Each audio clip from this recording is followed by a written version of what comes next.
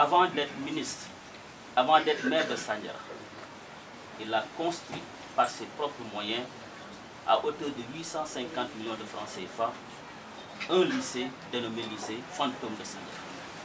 Il a soutenu ses parents, il a soutenu ses amis. Et au niveau de la mairie où il occupe aussi, il a partagé le pouvoir. Nous sommes aujourd'hui 4 adjoints à qui il a donné chacun un pouvoir de décision et une délégation de sécurité. Ça, c'est le sens du partage et de l'humanitaire qui nous a toujours enseigné.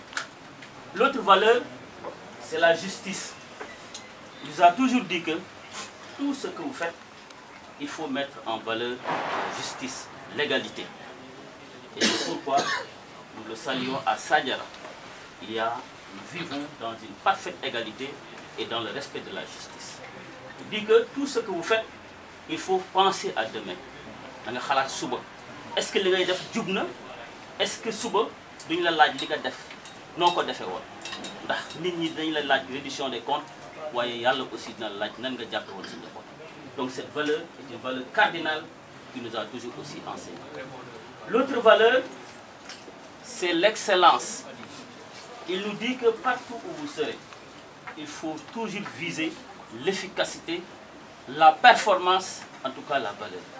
Que ce soit à l'école, que ce soit à la mairie, que ce soit dans le gouvernement, en tout, partout où vous êtes, il faut viser l'excellence. Ça, c'est une valeur cardinale également qui nous a enseigné. L'autre valeur, c'est la valeur religieuse. Il dit que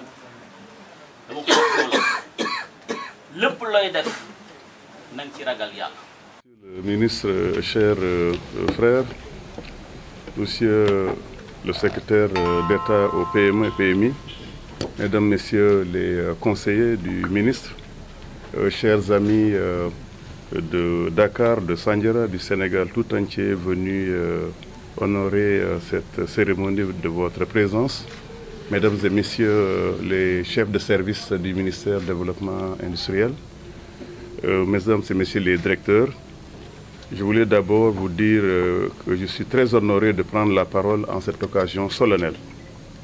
Je tiens avant tout à vous exprimer toute ma gratitude et à exprimer ma reconnaissance au président Bassirou Diomaye Diakhar Faye, au Premier ministre Ousmane Sonko pour la confiance qui m'a été accordée. Je tiens également à remercier mon prédécesseur, mon neveu Moustapha Diop pour le service qu'il a rendu à la nation. Moustapha, vous avez été 8 ans à la tête de ce ministère. C'est dire que la confiance qui vous a été accordée par le président de la République, mais aussi nous sommes reconnaissants de tout le travail que vous avez fait au niveau de Diamniadio, avec vos services, avec tous les directeurs ici présents. Nous vous exhortons à continuer ce travail au nom du Sénégal pour le bonheur du peuple sénégalais. Mesdames et messieurs, nous sommes aujourd'hui à l'aube d'un tournant historique pour notre cher pays, le Sénégal.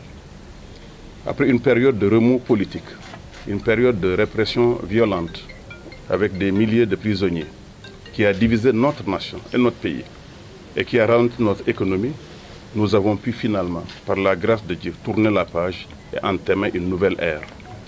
Une nouvelle ère politique, une nouvelle ère sociale, une nouvelle ère économique.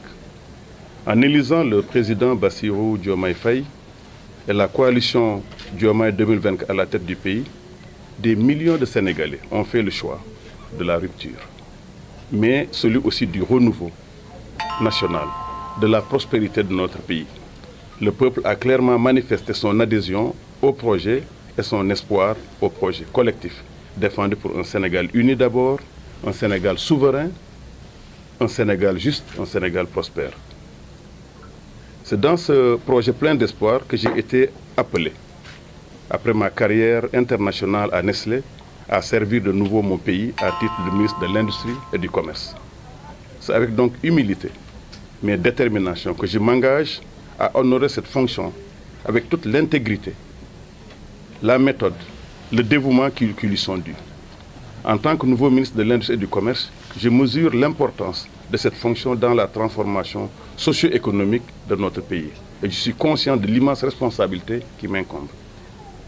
Monsieur le ministre et chers frères, les urgences sont nombreuses. Il s'agit de mettre en œuvre une politique visant à favoriser la prospérité du Sénégal, de lutter contre la vie chère, comme nous l'a dit le président de la République, Bassirou Diomaye Diakhar Faye, de mettre l'augmentation du pouvoir d'achat des ménages en priorité et d'établir la bonne gouvernance, la transparence, mais surtout la réduction des comptes comme principes fondamentaux de nos actions. Il est également urgent de répondre aux préoccupations de la jeunesse, au chômage, arrêter justement les exodes vers l'Espagne et vers le Portugal, de répondre aussi aux besoins de la jeunesse en termes d'éducation, de formation professionnelle, de soutien à l'entrepreneuriat. Ce nouveau ministère, fusion des anciens ministères du commerce et de l'industrie, représente un enjeu critique dans la réussite du projet pour le Sénégal. En effet, l'industrie et le commerce sont les piliers essentiels de notre économie. Et c'est grâce à leur croissance que nous pourrons améliorer la vie de nos concitoyens. En réunissant ces deux entités sous une même direction, sous ma direction, il est essentiel, il est question de créer des synergies et des collaborations plus efficaces entre les hommes du ministère de l'économie, du ministère de l'industrie, du ministère également du commerce. Cela nous permettrait de faciliter la coordination des politiques économiques, mais également la simplification des procédures administratives et la cohérence menée en faveur du développement de l'économie nationale.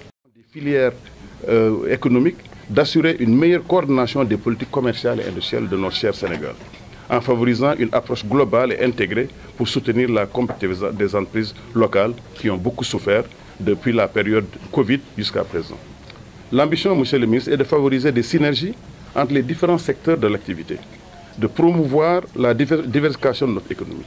Cela nous permettra au Sénégal de réduire la dépendance aux importations, de stimuler la production locale, qu'elle soit industrielle, agricole ou agroalimentaire, et de créer des emplois durables pour la population et pour la jeunesse. Notre objectif est de réaliser une révolution industrielle en réalité, sur l'ensemble du territoire, autour des 8 pôles que le président de la République, Bassirou Diomaye Diakhar Faye, a voulu mettre en place. D'exploiter pleinement les potentialités de notre nation pour le grand bénéfice du peuple sénégalais. En effet, notre pays est en réalité très riche. Le Sénégal, du pétrole et du gaz, présente beaucoup un futur radieux. Chaque département du Sénégal regorge en réalité de ressources naturelles qui peuvent être transformées et valorisées grâce à l'industrialisation. C'est cette même industrialisation qui a permis à l'Europe de se développer aujourd'hui, qui répondra aux besoins d'emploi des jeunes Sénégalais. Dans ce cadre, monsieur le ministre, chers invités, notre plan d'action pour le développement de l'industrie sénégalaise, nous adopterons une méthode de travail, comme je le fais dans le secteur privé, répartie, basée sur 4 principes.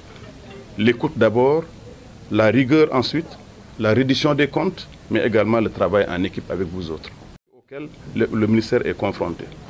Dès jeudi prochain et vendredi, je souhaite que tous les directeurs ici présents viennent à cette rencontre ici au niveau du ministère pour nous présenter leurs projets, leurs actions et aussi justement le futur qu'ils envisagent pour le ministère. C'est cette démarche inclusive qui nous permettra d'obtenir les informations nécessaires pour prendre les décisions éclairées et mettre en place des actions efficaces pour le peuple sénégalais. En s'appuyant sur ces analyses, le nouveau ministère pourra mieux définir sa mission avec vous, ensemble, de façon exclusive, améliorer ses performances et atteindre les objectifs fixés, garantissant ainsi une gestion efficace et une gouvernance transparente à laquelle je tiens beaucoup. Le deuxième principe après l'écoute, c'est la rigueur. Je viens du monde privé, d'un groupe qui s'appelle Nestlé, où la rigueur suisse est une condition sine qua non. La rigueur est un élément essentiel car elle garantit une solution efficace de la mission et de la réalisation des objectifs fixés. En respectant strictement les processus et les procédures établies, les fonctionnaires du ministère pourront assurer une gestion transparente et équitable des activités. La rigueur permet également de maintenir la fiabilité des données qui sont essentielles, des informations, ce qui est crucial pour prendre des décisions éclairées et pour la bonne marche des affaires du pays. En fin de compte, la rigueur avec laquelle je travaille induit une meilleure performance, comme on l'a fait à Sandiara, et contribue à renforcer la confiance des citoyens et des partenaires commerciaux en notre ministère. Tous les responsables que vous êtes, que nous sommes, devront justifier leurs actions, présenter leurs résultats, afin de garantir que les ressources publiques qui sont utilisées de manière efficiente ont donné des résultats concrets. Cela favorise également une culture de performance et d'amélioration continue, comme on le fait dans le secteur privé. aidant ainsi le ministère à atteindre ses objectifs fixés par le chef de l'État et à répondre aux attentes surtout de notre peuple qui est déjà très fatigué. En fin de compte, la reddition des comptes est un outil crucial pour renforcer la confiance publique, la confiance du public dans le ministère et dans le gouvernement dans son ensemble. Le dernier élément, c'est le travail en équipe avec les services du ministère, avec les services du gouvernement et l'écosystème local.